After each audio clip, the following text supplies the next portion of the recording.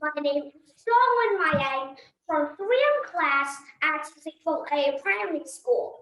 My candidate number is 26, and I'm very happy to be here today to talk to you about a very interesting topic, which is plastic pollution. My presentation is divided into two main points. The first one is, what are the effects of plastic pollution? The second one is, what can we do to prevent plastic pollution? Let's get started with the first part. The first part is, what are the effects of plastic pollution? As you know, we're turning the world into a giant landfill full of plastic. But what are its effects?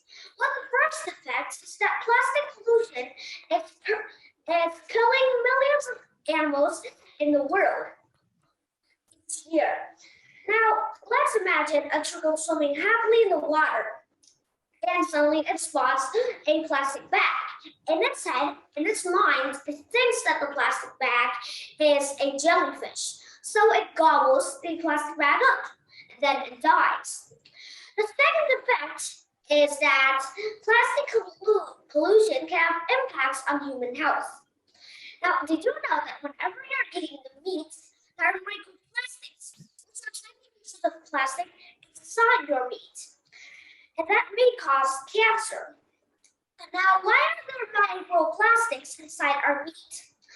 Now, if a chicken ate some plastic and that chicken died, some people took the meat out of that chicken, and inside the meat there are those microplastics that the chicken ate. So we are also eating the microplastics too. That's all I want to talk about the first part.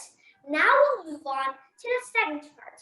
The second part is, what can we do to prevent plastic pollution?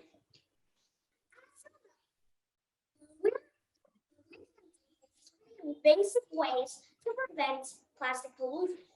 The first one is that we can recycle plastic bottles. Now you're thinking that we can't recycle plastics. So plastic bottles are the only kind of plastics that we can recycle.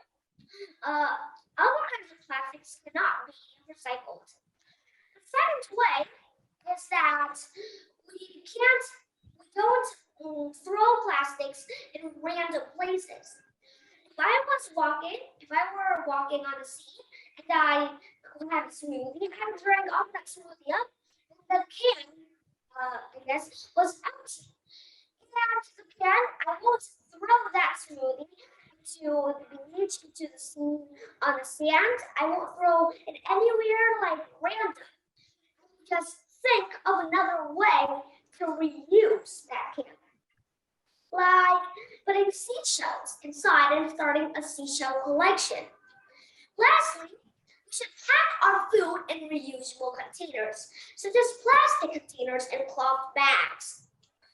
We won't put them in plastic bags because that's not reusable. That can't be used over and over again. In conclusion, today we have mentioned about two main points.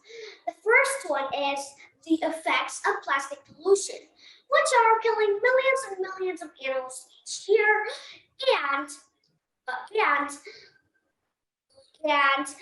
impacts on human health.